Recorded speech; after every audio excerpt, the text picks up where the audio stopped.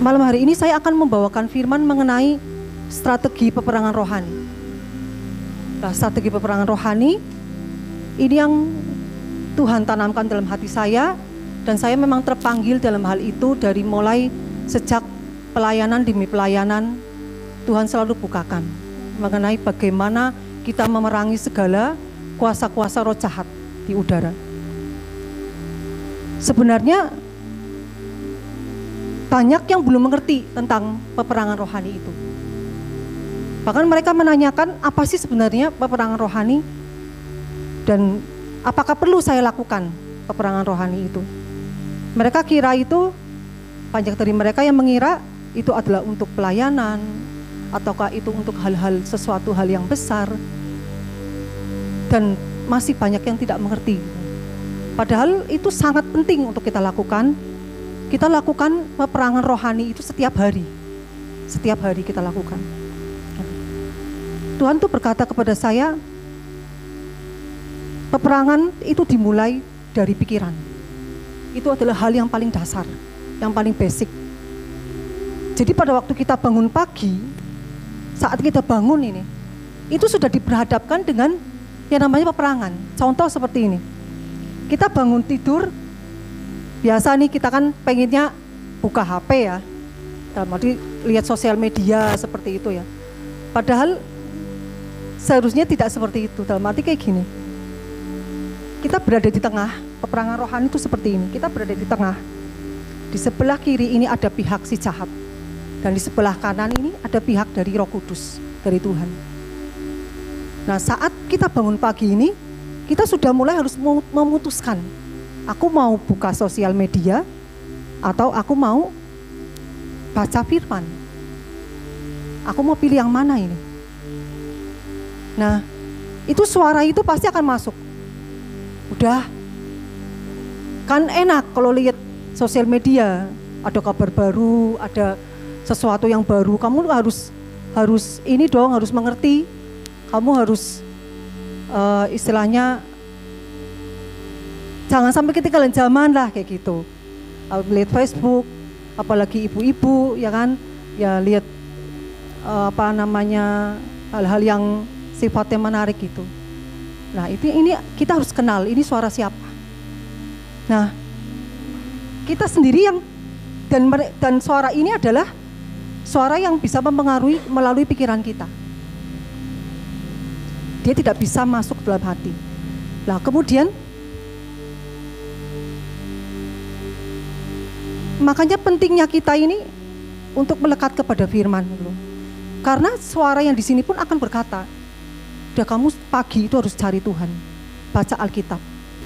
Inilah pentingnya firman dulu. Supaya, oh iya ya, aku harus cari Tuhan gitu. Supaya suara dari Tuhan ini bisa mengalahkan suara dari si jahat ini. Yang tiap kita bangun pagi aja sudah ada. Itu hanya contoh kecil.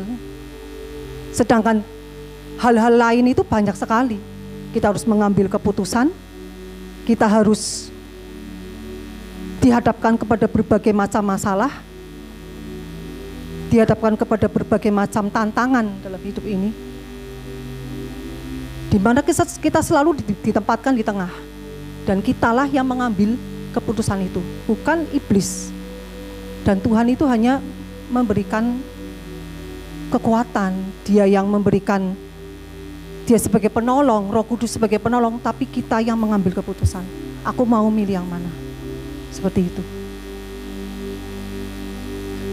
Makanya perlu sekali yang namanya kita itu bisa bagaimana kita memerangi roh-roh jahat itu.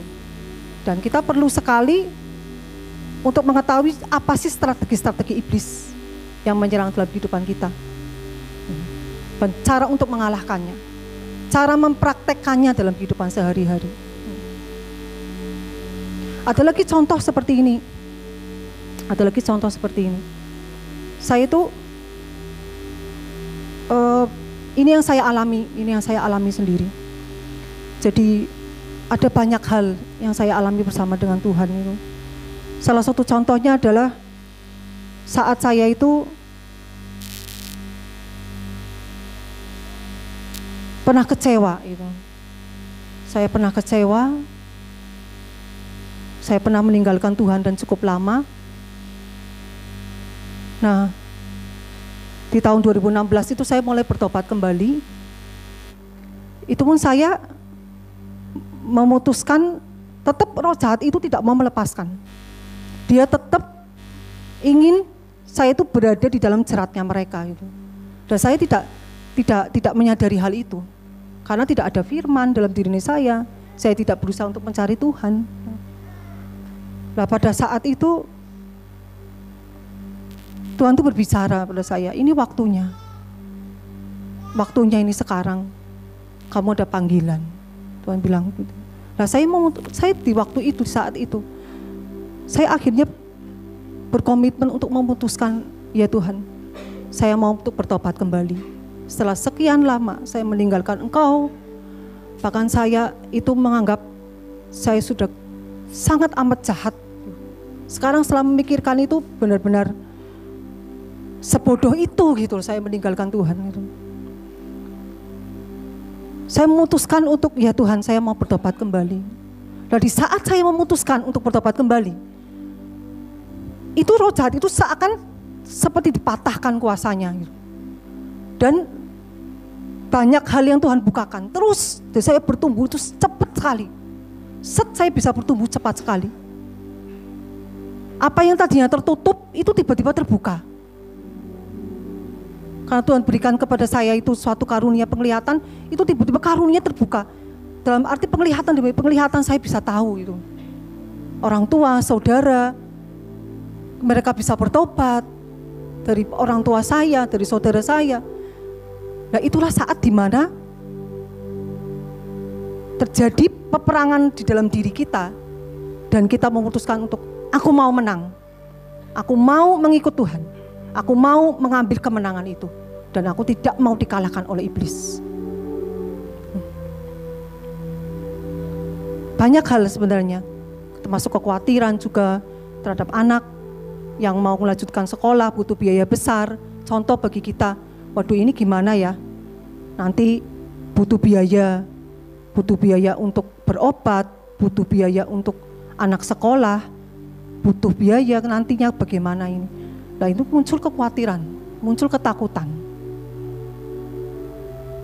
Nah, di situ kita harus, ini roh jahat ini akan ngomong pasti. Roh jahat ini pasti akan ngomong. Lihat toh kamu, keuangannya kamu aja nggak bisa mencukupi. Untuk makan aja sekarang pas-pasan. Kamu gimana bisa nyekolahin anak kamu? Gimana kamu bisa berobat yang baik misalnya gitu. Roh jahat itu pasti akan memberikan namanya ketakutan-ketakutan. Nah, kalau kita tidak ada firman yang masuk, kita bahkan bisa dikalahkan dengan mereka. Sedangkan iblis ini berbicara itu mendakwa kita siang dan malam. Nah, kalau kita tidak ada firman bagaimana? Kita harus komitmen. Kita mulai malam hari ini. Kita komitmen, Tuhan, aku mau ada firman-Mu Tuhan, supaya aku mendapatkan janji pemulihan dari Engkau. Supaya aku mendapatkan itu. Ada tantangan kemenangan gitu terus. Itu yang Tuhan mau atas kita. Nah, kita akan belajar mengenai hal ini, yaitu mengenai strategi peperangan rohani. Kita akan belajar. Yang pertama, kita akan kenal siapa sih sebenarnya musuh kita. Kita akan tahu semua iblis itu siapa. Dia adalah musuh yang paling jahat dan mereka tidak pernah mau untuk bertobat. Nah, malam hari ini saya tidak akan membahas siapa itu iblis, bagaimana pemerintahannya, tidak akan bahas itu, tapi kita akan tahu dia siapa dan seperti apa serangan-serangannya. Ya, kita akan buka dulu mulai dari slide-nya yang pertama. Ya, kita harus tahu siapa musuh kita, bukan manusia, tetapi kuasa-kuasa kegelapan atau iblis. Siapakah iblis itu? Pertama kali kita akan buka di kitab Yesaya 14, 12 sampai 15.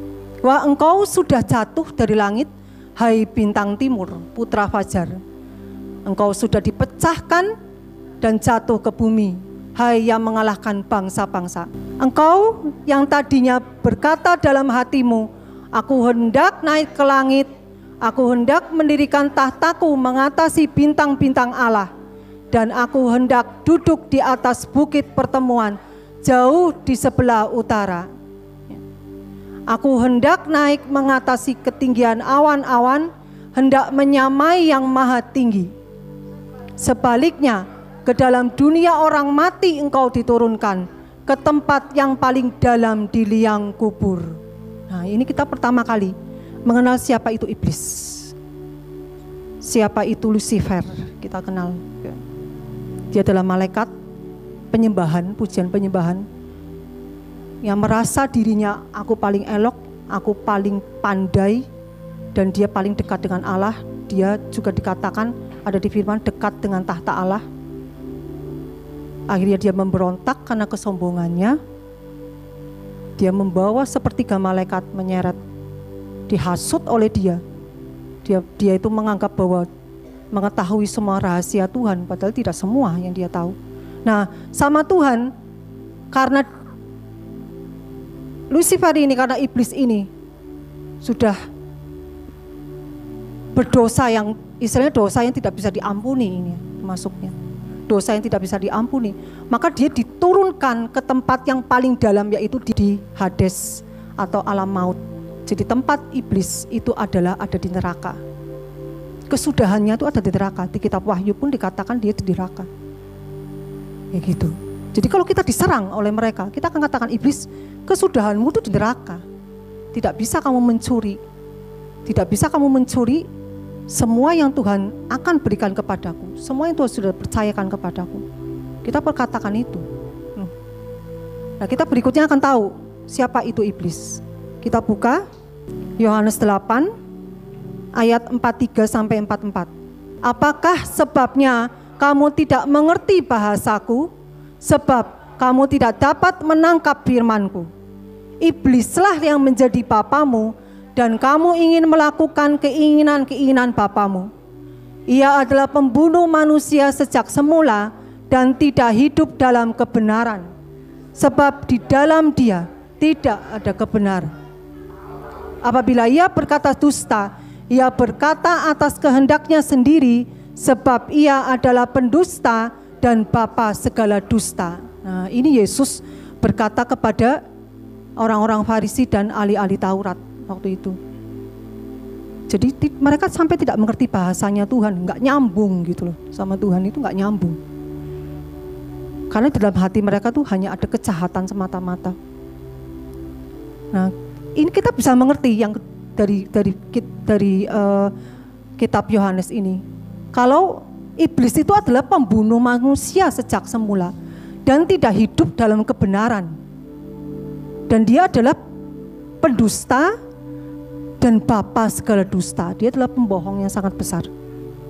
Ada contoh seperti ini. Waktu itu saya pernah datang ke pelayanan ke suatu kota. Dia bilang kayak gini, Arum, ini itu yang ada di suatu rumah itu. Saya kan bilang sama dia, tante, ini di tempat ini ada penunggunya, saya bilang gitu. Ini ada roh jahatnya di sini. Dan saya juga ngomong roh jahat itu seperti apa gitu, dalam arti efek buruknya itu seperti apa. Terus dia malah ngomong gini, oh jangan diusir Arum, dia baik kok. Dia bilang kayak gitu, dia baik, gak usah diusir. Kan yang penting dia gak ganggu saya juga gak diganggu. Paling kalau malam dia kadang dia merasa ada yang masuk kamar kayak gitu, mainan korden atau apa kayak gitu. Tapi baik kok, udah dibiarin aja. Nah, itu tidak boleh seperti itu. Tidak boleh seperti itu. Karena dikatakan di firman ini adalah iblis itu pembunuh manusia. Jadi iblis adalah musuh kita. Dia bukanlah kawan kita. Jadi kalau ada di dalam satu rumah, apalagi menguasai orang, itu harus kita usir iblis itu. Bukan manusia yang kita dalam arti yang harus yang merupakan musuh, tapi iblis itu yang yang merupakan musuh kita. Nah, berikutnya kita akan baca di kitab Efesus 6 ayat 12. Karena perjuangan kita bukanlah melawan darah dan daging, tetapi melawan pemerintah-pemerintah, melawan penguasa-penguasa, melawan penghulu-penghulu dunia yang gelap ini, melawan roh-roh jahat di udara. Nah, dia adalah pemerintah-pemerintah dan penguasa-penguasa. Jadi yang namanya pemerintah itu pasti ada strateginya. Tidak mungkin pemerintah itu tidak punya strategi. Tidak mungkin dia itu tidak punya pasukan. Dia pasti akan mengatur dengan sedemikian rupa taktik mereka juga punya taktiknya bagaimana untuk menjatuhkan manusia. Dan mereka pun menjatuhkan manusia itu milih-milih. Dalam arti kayak gini, kalau manusia itu sudah tidak mengenal Tuhan, apalagi dia dalam arti hidupnya itu ada di dalam dosa, iblis itu akan biarkan saja. Ya udah, kamu bakal hancur sendiri. Buat apa aku nyerang kamu? Dia itu pandai sekali. Umurnya tuh dari ribuan tahun. Kita sekarang mungkin bisa sampai mungkin ada yang 80, 90 tahun, mereka udah ribuan tahun umurnya. Dan mereka akan menyerang kepada orang-orang yang pertama adalah orang yang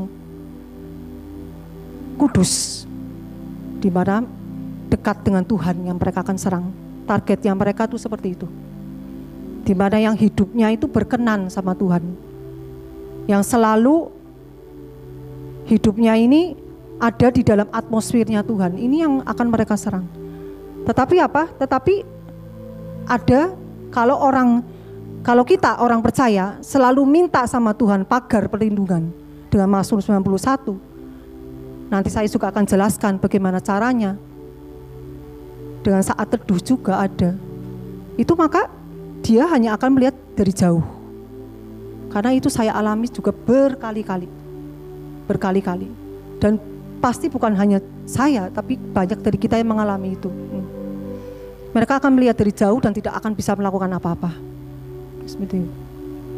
Nah, kita akan lihat siapa iblis. 1 Petrus 5 ayat 8.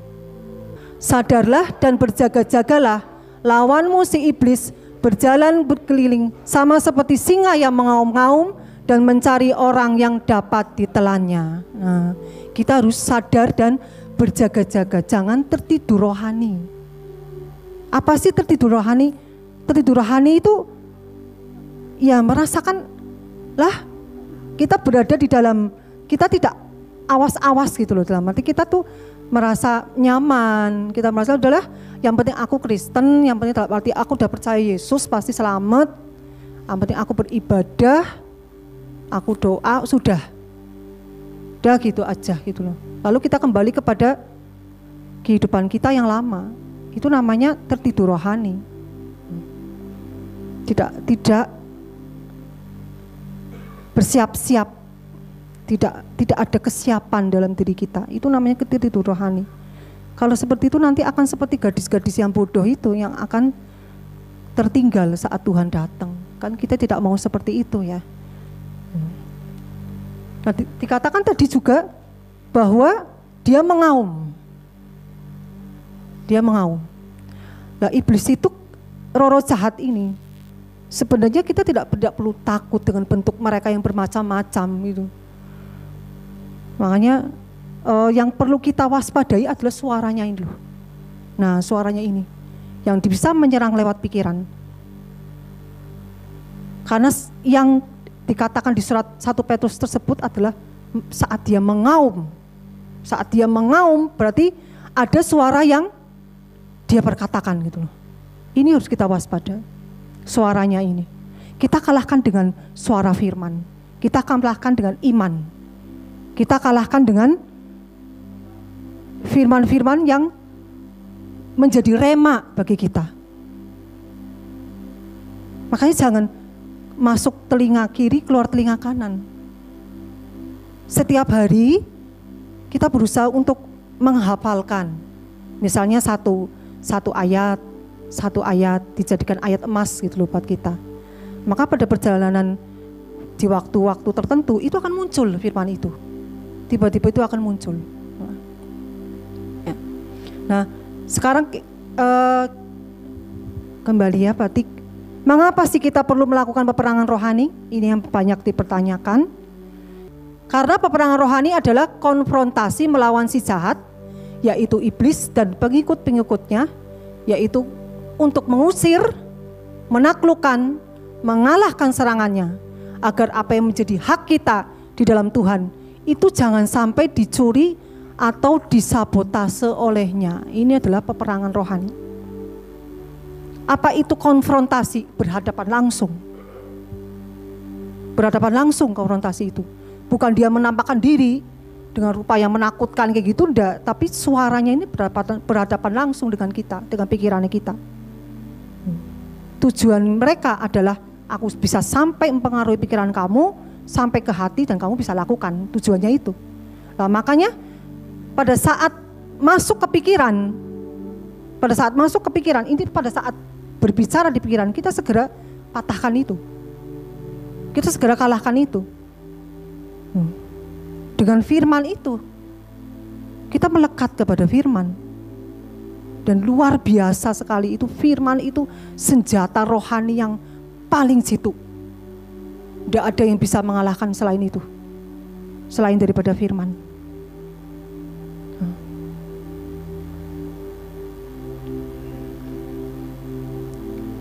Supaya apa? Supaya kita itu bisa mendapatkan hak-hak kita. Jangan sampai dicuri atau disabotase, diambil alih secara paksa, sabotase. Itu artinya. Jangan sampai dicuri. Apa hak kita sih sebenarnya? Apa sih hak kita di dalam Tuhan? Kita dikasihi, kita disayangi, kita mendapatkan pemulihan dari Tuhan, kita mendapatkan keselamatan. Apa sih hak kita? Hak kita mendapatkan janji-janji Tuhan. Itu hak yang Tuhan mau berikan kepada kita. Semakin kita percaya, Tuhan itu semakin dapat menggenapkan janjinya, dapat menggenapi janjinya. Semakin kita percaya. Sama aja seperti perumpamaan, Tuhan itu sedang membangun sebuah bangunan, kayak gitu. Tuhan sedang membangun sebuah bangunan, dia merintahkan malaikat-malaikat untuk membangun bangunan itu. Nah, atau ya kita akan umpamakan seperti itu. Kemudian malaikat ini kan nunggu materialnya kita nih. Kita kirim material, baru nanti dia bisa bekerja. Kayak tukang-tukang bangunan kan nggak mungkin kerja tanpa material, tanpa semen, tanpa bata, kayak gitu kan tidak mungkin. Dia akan nunggu materialnya. Lah baru itu kemudian rumah itu dapat dibangun. Sama saja seperti kita. Kita tuh kalau kita mengumpulkan apa yang Tuhan kehendaki atas hidupnya kita, saat kita kesusahan kita bersyukur, itu udah kirim material. Kita mau bekerja keras untuk keluarga kita, itu udah kirim material. Kita mau untuk mendekat kepada Tuhan, menyenangkan hati Tuhan, itu sudah kirim material. Dimulai dari hal-hal kecil. Makanya Tuhan bilang, setia dalam perkara kecil, aku akan percayakan kamu perkara yang besar. Perkara yang besar, ya sampai kita bisa membawa jiwa-jiwa. Sampai kita bisa menolong banyak orang. Itu perkara besar. Hak kita yang Tuhan mau berikan, janji-janji itu. Dan kita harus bisa mendapatkannya. Peperangan rohani, kita tahu dulu ini peperangan rohani sebenarnya buat siapa sih, kita akan tahu. Peperangan rohani itu adalah doa perang ya. Dan itu ditujukan untuk siapa? Yang pertama adalah untuk pribadi. Yaitu apa? Untuk mengusir semua roh-roh jahat yang mengganggu dan menyerang pribadi. Seperti tadi sudah saya contohkan, contoh seperti itu. Ada lagi contoh juga, Cik, saya tuh kalau ingat orang itu jengkel sekali, dia ngomong kayak gitu. Marah banget dia ngomong. Setiap kali saya lihat dia itu marah sekali dan saya tidak bisa ngilangin marah saya ini gimana sih, saya bilang. Nah, saya bilang sama dia, ingat dia itu orang, dia itu manusia dan musuhnya kamu bukan orang itu. Saya ingatkan dia. Musuhnya kamu adalah roh jahat, kamu harus benci dosanya. Bukan orangnya yang dibenci. Itu. Tiap hari dia bilang, tiap hari saya itu kalau selalu ingat orang ini pasti marah. Akhirnya bukan malah tambah baik, tambah buruk. Ya itu di situ kamu harus ada yang namanya peperangan rohani. Kamu mau memutuskan aku mau tetap membenci orang itu atau aku mau mengampuni. Keputusan di tangan kamu.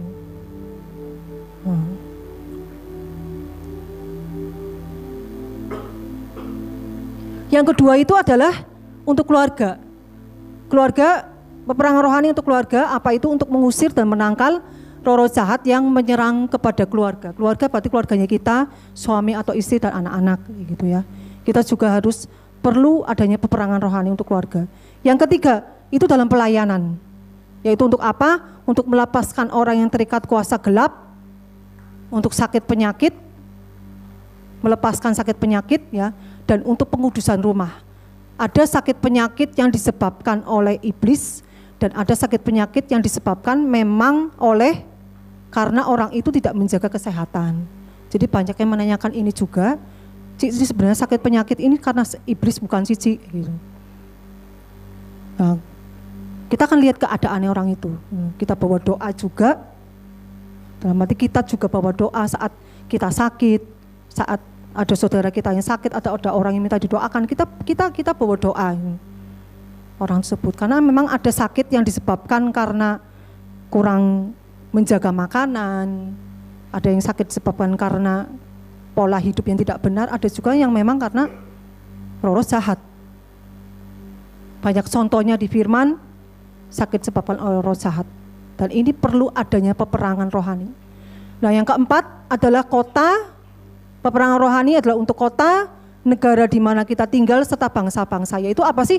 Untuk membatalkan tuntutan kuasa gelap. Untuk mengisi cawan doa. Nah, yang keempat, yang ketiga ini, kalau bisa jangan sendiri doa ini. Ada beberapa. Nah, yang keempat, tidak boleh sendiri. Jadi doa untuk kota dan negara, Tuhan pernah bicara sama saya, jangan sendiri. Jadi harus bersama tim atau bersama dengan orang banyak untuk mendoakan. Karena melawannya itu adalah roh teritorial atau penguasa-penguasa yang menguasai suatu tempat. Jadi levelnya sudah berbeda. Kita akan lihat dari pertama sampai keempat, itu dari level yang paling rendah sampai level yang paling tinggi. Ini adalah strateginya mereka. Ya, kita bisa tahu itu adalah levelnya dari yang paling rendah sampai yang paling tinggi. Nah, berikutnya. Ya, kita akan tahu apa ini strategi iblis.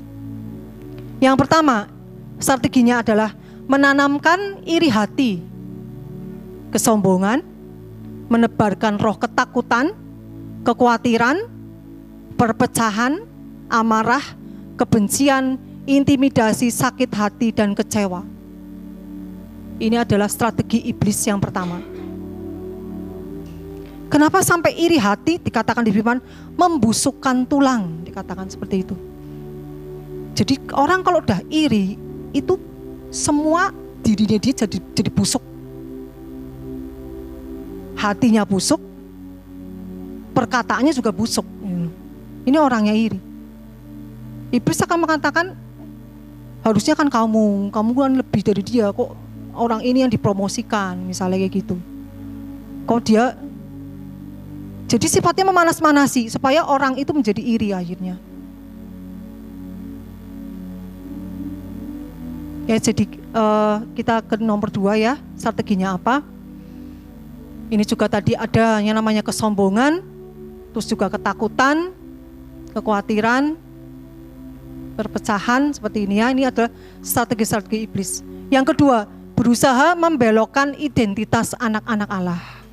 Lah, apa identitas anak-anak Allah?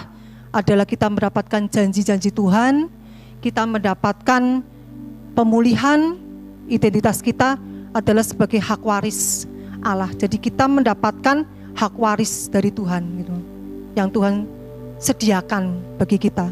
Dia akan menyesuaikan. Saat kita masih kecil, Dia tidak akan memberikan yang besar. Itu hanya akan menghancurkan. Dia tidak akan memberikan itu.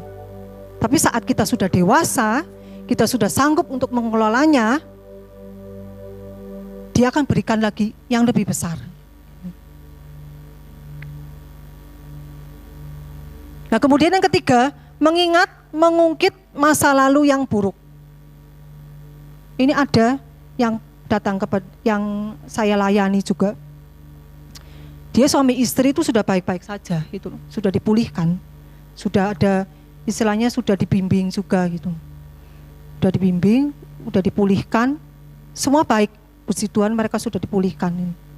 Nah, lalu tiba-tiba dia bilang, dia telepon itu, dia bilang, Rum, saya kok tiba-tiba teringat ya kesalahan-kesalahannya, dia bilang. Dia teringat gimana? Saya bilang, Bu, saya bilang, kok tiba-tiba yang dia lakukan dulu, yang sudah aku ampuni, aku ingat semua, dia bilang kayak gitu. Sampai pagi-pagi tiba-tiba saya jengkel, saya marah. Suami saya sampai ngomong, loh kok kamu kok tiba-tiba kayak gini? Kenapa? Gitu. Suami sampai bilang, masalah kecil aja jadi besar. Lah terus, oh ini waktu kita berdoa bareng, kita sama-sama berdoa, oh iya ini ada yang namanya roh pengungkit masa lalu, the past spirit namanya. Mereka memang ada golongan-golongannya ya, roh-roh jahat ini. Ada the past spirit, ada yang namanya revenge spirit, jadi bermacam-macam, roh balas, bermacam-macam itu. Namanya split up spirit itu juga ada. Namanya roh perpecahan. Kita harus tahu, segera sadar, oh kalau ini sedang menyerang. Segera sadar, oh iya ternyata ini bukan suami saya ya Arum, bukan. Itu roh jahat yang menyerang, saya bilang. Kemudian yang keempat, menjadikan orang percaya itu menjadi Kristen agamawi. Nah ini banyak ya, banyak di antara orang-orang percaya yang sampai masuk ke jerat iblis yang keempat. Pengaruh dari iblis yang keempat. Hanya teori tapi tidak ada perbuatan. Yaitu apa sih Kristen agamawi? Membatasi pergerakan Roh Kudus. Rutinitas. Kalau sudah pelayanan itu yang bahaya, itu yang kalau sudah pelayanan sampai menjadi Kristen agamawi itu ini yang bahaya. Ini yang bahaya. Kalau kita sekedar jemaat biasa itu ya ini juga tidak baik ya, apalagi ini yang dalam pelayanan ya, jangan sampai menjadi Kristen agamawi. Apa itu Kristen agamawi? Kristen agamawi itu adalah menggantikan kuasa Allah, menggantikan apa yang Tuhan mau dengan aktivitas keagamaan. Itu artinya Kristen agamawi, dan itu Tuhan benci terhadap orang-orang seperti itu. Dia tidak menyukai sekali. Banyak yang Tuhan sudah perkatakan mengenai Kristen agamawi ini kepada orang-orang Farisi dan ahli-ahli Taurat, imam-imam kepala. Kita bisa tahu ya di firman bagaimana Tuhan itu sangat membenci mereka dan menegur mereka dengan keras. Teguran Tuhan itu tidak sekeras itu terhadap orang biasa. Tapi kepada orang yang sudah mengerti firman, kepada orang yang sudah pelayanan, dia akan menegur lebih keras lagi. Semakin banyak kita diberi, semakin banyak kita dituntut. Semakin banyak kita diberi pertanggungjawaban, semakin banyak kita harus semakin berkenan. Nah makanya kita, Tuhan, ini kalau aku sudah rutinitas, aku cuma pelayanan sekedar pelayanan, aku datang ibadah cuma sekedar datang ibadah, kita segera bertobat gitu. Aku tidak mau seperti ini. Aku mau kembali kepada awal mula, kenapa sih aku mencari Engkau? Kepada cinta mula-mula sama Tuhan. Kembali kepada itu. Kemudian yang kelima, menawarkan kesenangan dunia. Yang kelima dan keenam ini. Yang keenam menebarkan ikatan. Yang kelima dan keenam itu banyak dialami oleh orang-orang percaya. Ini adalah benih yang ditabur di atas semak bumi. Dan itu banyak sekali yang mengena. Kesenangan dunia kita tahu ya, apa itu? Kesenangan dunia. Nah, yang keenam, apa strategi iblis yang keenam? Adalah menebarkan ikatan. Terikat kuasa perdukunan, punya pegangan, terus juga sengaja diisi, gitu. Itu terikat dengan kuasa perdukunan. Mempelajari, mencari ilmu, kayak gitu. Karena mereka tidak tahu, mereka menganggap dengan perdukunan itu mereka menganggap bisa lebih kuat, bisa mendapatkan istilahnya sesuatu yang dia cari-cari gitu. Seperti itu. Nah, terikat uang, terikat materi, pornografi, pekerjaan, orang terdekat, gadget dan hobi. Ini adalah strategi iblis yang keenam, adalah menebarkan ikatan. Apa itu ikatan? Ikatan itu adalah kita sadar ini. Kita sadar dan menyerahkan hidup kita atau waktu kita kepada hal itu, supaya hal-hal itu tuh dapat menguasai kita. Itulah ikatan artinya. Itu ikatan artinya. Jadi dengan sadar memberikan waktu kita, hidup kita dihabiskan untuk hal-hal itu. Dan ini semua tidak berkenan sama Tuhan. Ini adalah strategi iblis. Kalau kita lihat itu seperti jaring ya, contohnya. Seperti jaring ya gitu. Kalau kita merasa, aduh aku kok lebih mementingkan pekerjaan ya, sampai habis waktunya daripada mencari hadirat Tuhan. Komitmen, harus keputusan itu dari diri kita. Komitmen untuk melepaskan keterikatan. Karena keterikatan itu memang, saya katakan ini termasuk sulit untuk dilakukan. Tapi kalau mau ada keniatan, ini bisa, tidak ada yang mustahil. Kita bersama dengan Tuhan tidak ada yang mustahil. Nah, bagaimana sih untuk mengusir, mengalahkan dan mematahkan strategi iblis? Ya kita pertama kali kita perkatakan saat menyerang kita dengan tadi hal-hal yang tadi, memunculkan kesombongan, memunculkan amarah kayak gitu ya. Dengan tadi strategi iblis ini tadi yang menyerang kita perkatakan yang pertama adalah dalam nama Yesus Kristus. Karena nama ini nama yang paling berkuasa. Karena nama Yesus memiliki otoritas, kuasa dan kedaulatan di alam semesta. Kita pun membutuhkan para malaikat untuk mengikat roh-roh jahat dan membuangnya ke jurang maut. Untuk kita dapat meminta kepada Tuhan dan menggerakkan para malaikat, hal paling dasar yang harus ada pada kita adalah kita harus mengenakan perlengkapan senjata rohani. Nah, waktu itu saya doa dan saya bertanya kepada Tuhan mengenai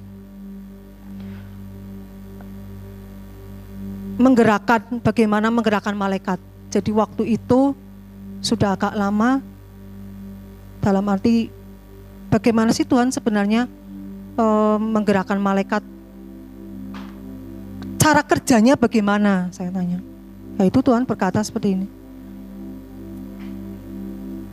Malaikat itu digerakkan karena perintah dari aku. Aku yang memerintahkan mereka. Dan aku dapat memerintahkan mereka untuk menolong atau melayani anak-anakku. Kalau aku melihat keadaanmu bagaimana, dia bilang gitu.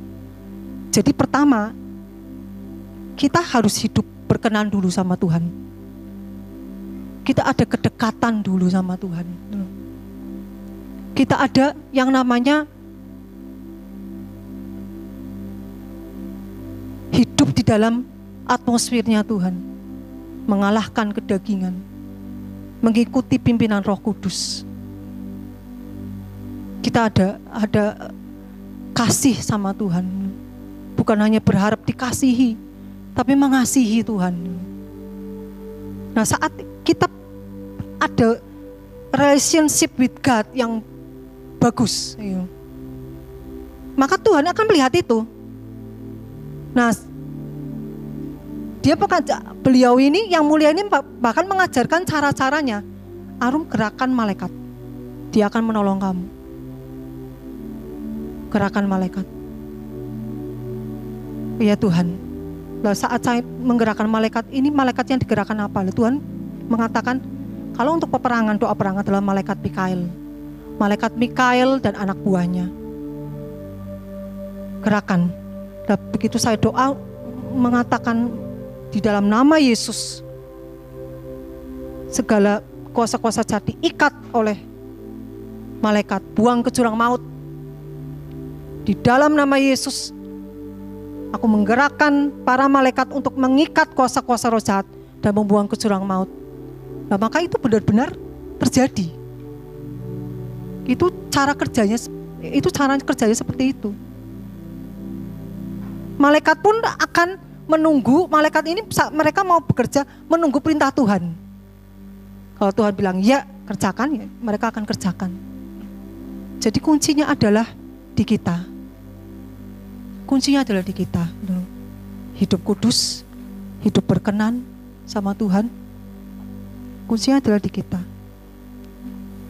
Keadaan apapun, jangan pernah kita itu mengeluh. Yang namanya permasalahan, yang namanya kesusahan pasti kita alami. Masalah ekonomi, masalah keluarga pasti kita alami. Maksudnya itu apa? Maksudnya adalah supaya kita itu mengandalkan Tuhan. Supaya kita itu mendekat kepada Tuhan. Kita manusia kalau hidup nyaman tuh sering lupa. Seperti itu. Ya. Berikutnya.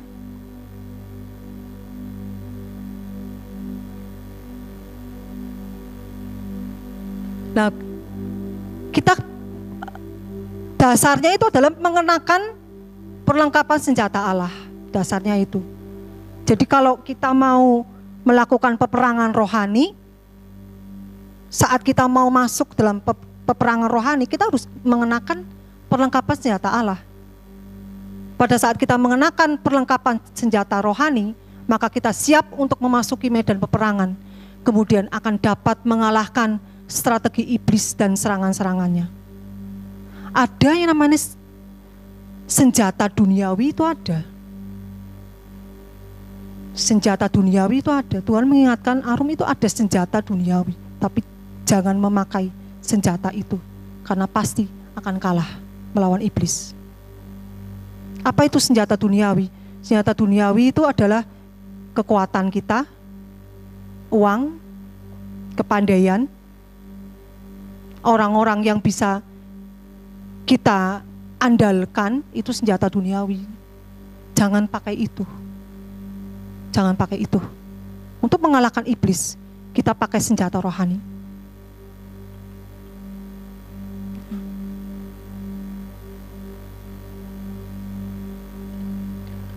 Apakah perlengkapan senjata rohani itu? Kita akan buka di Efesus 6 ayat 13 sampai 19. Sebab itu, ambillah seluruh perlengkapan senjata Allah, supaya kamu dapat mengadakan perlawanan pada hari yang jahat itu dan tetap berdiri sesudah kamu menyelesaikan segala sesuatu. Jadi berdirilah tegap, berikat pinggangkan kebenaran, dan berbaju sirahkan keadilan. Kakimu berkasutkan kerelaan untuk memberitakan Injil damai sejahtera. Dalam segala keadaan, pergunakan perisai iman, sebab dengan perisai itu kamu akan dapat memadamkan semua panah api dari si jahat. Dan terimalah ketopong keselamatan dan pedang roh, yaitu firman Allah. Dalam segala doa dan permohonan, berdoalah setiap waktu di dalam roh, dan berjaga-jagalah di dalam doamu itu dengan permohonan yang tidak putus-putusnya untuk segala orang kudus. Nah, itu kitab Efesus 6. Cara yang pertama untuk mengalahkan strategi iblis adalah kita harus, dalam arti kita masuk dalam peperangan, medan peperangan, battles, medan peperangan ya. Dalam medan peperangan, otomatis orang kalau mau masuk perang pasti harus pakai baju perang dong, kan nggak mungkin kan kita pakai baju yang lain kan. Masuk pesta, baju pesta. Masuk di dalam rumah ya baju rumah gitu. Tapi kalau masuk perang, kita pakai perlengkapan senjata rohani, pakai baju perang. Dan baju perang, saat kita menggunakan baju perang, itu akan terlihat. Di alam roh itu akan terlihat. Mereka akan tahu semua. Siapa yang tidak punya pedang, siapa yang ada pedang, siapa yang tidak punya perisai, atau yang ada perisai, itu kelihatan semua di alam roh. Bahkan di firman dikatakan, di mata Tuhan itu semua telanjang kan. Jadi terlihat semua. Tuhan tahu, para malaikat tahu, iblis pun tahu. Maka dari itu kalau kita mau masuk pertempuran, battles, kita harus memakai perlengkapan senjata rohani. Untuk dapat apa? Dapat bertahan melawan tipu muslihat iblis. Jadi kita harus mengambil seluruh perlengkapan senjata Allah, ya, supaya dapat mengadakan perlawanan di hari yang jahat itu. Jadi tidak setiap hari, setiap waktu gitu. Hari-hari dalam momen-momen tertentu saja kita dihadapkan pada peperangan rohani. Pada saat kita harus mengambil keputusan seperti yang saya contohkan tadi, pada saat kita dihadapkan kepada suatu masalah.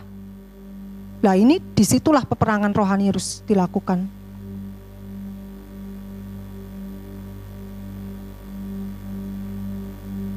Nah,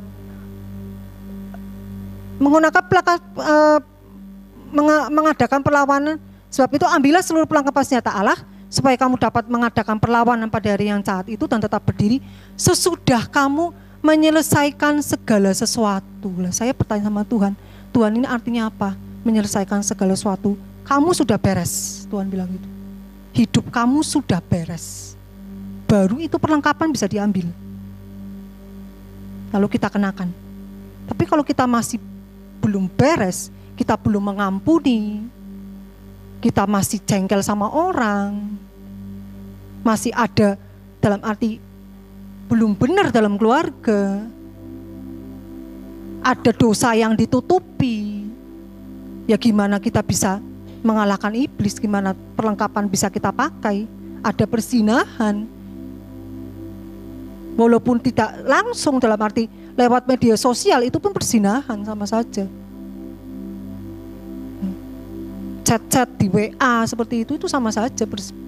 Kalau ada yang nggak benar, ya itu berzina sama saja. Tuhan mengatakan jika kamu mengingini dalam hatimu seorang perempuan, kamu sudah berzina. Gitu. Jadi harus dibereskan gitu. Baru kita bisa mengenakan perlengkapan senjata rohani. Ya, apa itu senjata Allah? Yang pertama adalah ketopong, yaitu keselamatan. Ketopong itu satu-satunya peralatan yang kita dapatkan pertama kali kita mengenal Tuhan. Pertama kali kita mengenal Tuhan, Allah itu akan berikan yang namanya ketopong. Itu adalah keselamatan. Saat aku percaya kepada Yesus Kristus, Dia sudah memberikan keselamatan kepada kita. Nah, kemudian itu ada yang namanya berdoa. Ini adalah ikat ini yang mengikat ini. Kita kalau lari kan, kalau nggak ada yang ngikat helm ini kan, kita pasti jatuh ya. Pasti jatuh gitu. Jadi kita butuh yang namanya pengikat untuk helm ini. Itu adalah berdoa. Nah, berdoa ini ada 4 jenis orang yang berdoa. Tuhan pernah sampaikan sama saya, Arum, ada 4 jenis orang yang berdoa. Orang percaya yang berdoa. Ya Tuhan, apa saja itu? Yang pertama adalah doa itu sebagai suatu kewajiban. Dia hanya kewajiban saja. Yang kedua doa yang hafalan, doa hafalan. Nah yang ketiga adalah doa pada saat dimana dia punya masalah. Kalau nggak ada masalah, nggak doa. Tapi pada saat ada masalah, doa. Nah, doa yang keempat itu adalah doa yang pada saat ada masalah, Pada saat tidak ada masalah, dia tetap berdoa. Pada saat suka dan duka, dia tetap berdoa. Inilah yang aku suka, dia bilang. Doa orang yang keempat ini adalah yang paling aku sukai. Dia bilang gitu. Nah, makanya kita berdoa kepada Tuhan. Dalam keadaan apapun kita harus berdoa. Karena doa itu adalah membangun hadirat Tuhan dalam diri kita. Kita semakin mengenal Tuhan gitu loh. Dengan berdoa ini ada komunikasi gitu. Ada komunikasi antara kita dengan Tuhan.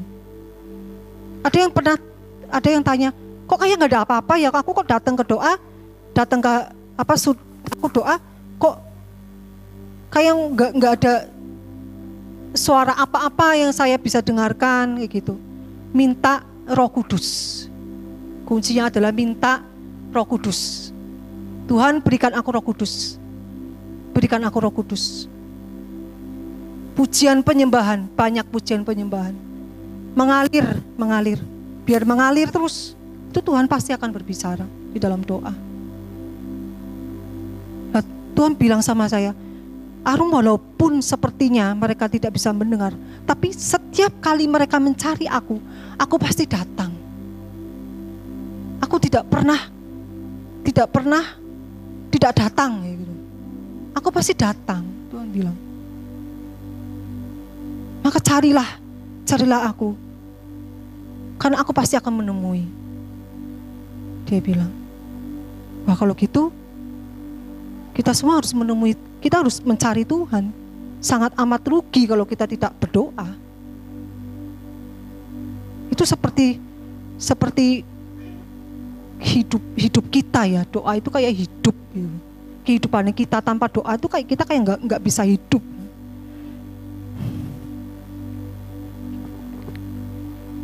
Nah, yang ketiga adalah baju sirah. Baju sirah itu adalah keadilan. Adil di kitab Keluaran 16 juga jangan memandang bulu. Ya, kita harus tidak boleh membedakan keadilan seperti itu antara orang miskin, orang kaya, antara orang pandai, orang bodoh. Kita nggak boleh membeda-bedakan. Ada juga contoh kecil kayak gini. Misalnya orang tua nih punya anak, lalu dia lebih dekat sama anak yang pertama misalnya. Nah, jangan terus karena lebih dekat kepada anak yang pertama, lalu anak yang pertama minta apa selalu turuti. Nah, anak yang kedua dan anak yang ketiga enggak diturutin atau jarang. Lah, ini termasuk tidak adil gitu. Jadi jangan kayak gitu. Itu contoh kecilnya aja.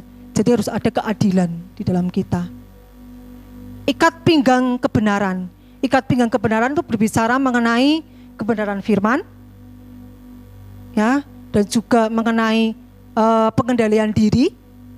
Bagaimana kita harus mengendalikan diri, itu ikat pinggang. Seorang tuan di kitab Lukas, seorang tuan itu akan datang kepada hambanya yang sudah menyiapkan makanan dan dia sudah ikat pinggang loh. Dikatakan kayak gitu loh. Berarti apa? Sudah ada pengendalian diri. Berarti ikat pinggang itu harus kita kenakan setiap hari. Itu yang menjadi perlengkapan senjata Allah. Yang berikutnya adalah perisai iman. Kita punya iman, percaya kepada Tuhan. Ya, terus juga berikutnya adalah pedang, yaitu roh. Pedang roh itu adalah firman Tuhan. Firman Tuhan itu adalah senjata yang paling luar biasa. Dan kasut kerelaan memberitakan Injil. Apa itu kasut kerelaan memberitakan Injil? Kita bersaksi, kita berkata tentang kebaikan Tuhan. Itu sudah memberitakan Injil. Kita membawa firman, kita memberitahukan bahwa keselamatan hanya melalui Tuhan Yesus. Tidak bisa keselamatan melalui jalan yang lain. Itu adalah memberitakan firman. Saat kita membawakan firman, di-share lewat WA atau bisa lewat telepon, itu sudah memberitakan firman. Nah, dari perlengkapan senjata rohani ini kita kenakan semua. Ini yang ditakuti oleh iblis. Dan yang semua yang kita kenakan ini semua itu dia akan dalam arti pasti akan istilahnya pasang jarak gitu loh. Dia akan tidak akan berani mendekati, terutama pedang roh yang dia paling takutkan. Di antara semua perlengkapan yang paling ditakutkan adalah pedang roh. Ada yang pernah sharing, dalam arti dia bilang, Arum, aku tuh percaya sekali loh sama Tuhan. Percaya sekali, pokoknya itu enggak ada lah selain kalau kamu tanyakan imannya aku udah besar sekali gitu ya. Imannya aku udah besar sekali gitu. Aku percaya banget sama Tuhan. Tapi kenapa kok aku selalu jatuh di masalah yang sama? Kok nggak selesai masalahku, dia bilang. Nah, Tuhan bukakan sama saya itu ternyata pedang rohnya ini kadang kelihatan, kadang enggak. Kadang kelihatan, kadang enggak. Lah saya tanya tanya sama dia, kok engkaunya ini baca Alkitab enggak? Iya, aku jarang baca Alkitab. Nah, itu kesalahannya. Jadi apa? Dia berdiri di sini, dia bawa perisai. Iblis ini kan bawa senjata. Senjatanya itu bermacam-macam. Dia bawa tombak, dia bisa bawa panah, dia bawa pedang, bermacam-macam dia senjatanya itu. Dia juga punya yang namanya tali, bermacam-macam. Dia punya strategi. Nah, iblis ini pegang yang namanya pedang. Lah orang ini kan, dia kan hanya memakai perisai saja. Akhirnya roh jahat ini akan ada di situ terus, tidak akan pergi. Karena dia hanya bisa menangkal, tapi tidak bisa menyerang balik. Sama aja kayak gitu. Tidak bisa menyerang balik ya. Akhirnya masalah akan datang lagi. Nah makanya saya bilang, baca Alkitab itu setiap hari, bukannya kadang-kadang saja. Bukannya pengen baca, bukannya kadang pengen lalu ya usah aku baca karena pengen. Lah nggak pengen baca, ya jangan seperti itu. Wajib harus baca. Wajib. Nah ini gimana kalau misalnya aku rasanya malas sekali gitu, paksakan. Jadikan itu sebagai bagian dari hidup kita. Jadikan itu sebagai bagian dari hidup kita itu membaca Alkitab. Membaca firman. Kayak tadi yang saya sudah sampaikan, ada rema. Jadi tiap hari ada firman yang harus kita hafalkan. Ada firman yang harus kita hafalkan. Satu ayat kita hafalkan. Ampunilah kesalahan orang lain supaya Bapamu di surga mengampuni kesalahanmu. Nah itu kita seperti itu. Ada yang apa sih firman yang aku mau hafalkan? Hari ini aku mau hafalin ini. Dihafalin sampai hafal. Lalu pada saat tertentu pasti akan muncul firman itu. Pada saat kita menghadapi masalah, firman itu akan muncul. Nah, inilah selengkap senjata Allah. Bagaimana cara penerapan dalam kehidupan sehari-hari? Yang pertama adalah saat teduh. Lakukan secara pribadi, yaitu dengan membangun hadirat Tuhan di satu ruangan atau ruang doa, pujian penyembahan. Ini banyak yang menanyakan kepada saya, ya bagaimana sih cara saat teduh? Ya ini caranya. Jadi masuk ke ruangan, ditutup, dikunci. Tuhan mengatakan, carilah aku di tempat tersembunyi, maka Bapamu di surga akan menemukanmu di tempat yang tersembunyi. Tuhan mengatakan demikian. Lalu doa itu, terima kasih Tuhan atas yang Engkau beri, segala yang Engkau berikan. Ada ucapan-ucapan syukur. Kayak mengajak ngomong Bapa gitu loh. Kayak kita tuh anak mengajak bicara Bapa kita. Kita doa seperti itu. Tidak usah doa yang terlalu kaku. Kita lihat dia sebagai Bapa yang mengasihi kita. Di saat teduh itu membaca Alkitab paling sedikit satu pasal. Jangan satu perikop ya. Jangan satu judul kayak gitu. Tapi satu pasal. Misalnya Matius 1 minimal itu. Terus besoknya Matius 2 kayak gitu. Jadi jangan satu perikop tapi satu pasal. Aku mau 2 pasal ya itu enggak apa-apa gitu. Nah, kapan waktunya kapan waktunya saat teduh? Yaitu kita bisa bangun pagi sebelum memulai aktivitas, atau misalnya kita ibu rumah tangga, misalnya setelah anak sekolah, suami kerja, kita bisa saat teduh, itu juga enggak apa-apa. Yang penting mengawal pagi hari kayak gitu. Saat teduh pagi hari yang penting. Yang kedua adalah mesbah keluarga. Nah, mesbah keluarga itu lakukan bersama keluarga. Biasanya mesbah keluarga dilakukan di malam hari, karena saat kumpul bareng, tidak buru-buru ya. Mesbah keluarga kan malam kan tidak buru-buru. Doa untuk keluarga, orang tua, doa untuk kota, lah itu adalah doa syafaat, itu di mesbah keluarga. Yang ketiga, mengundang hadirat Tuhan. Mengundang hadirat Tuhan itu adalah ada atmosfer Tuhan. Nah, mengundang hadirat Tuhan itu dari mulai kehidupan sehari-hari, itu contohnya seperti apa sih yang kita tonton gitu. Jadi dia masuk melalui cara-cara yang musik, dia masuk perfilman, dia masuk gitu. Jadi kita harus mengerti, wah dari dengerin lagu ini aja udah nggak damai sejahtera gitu.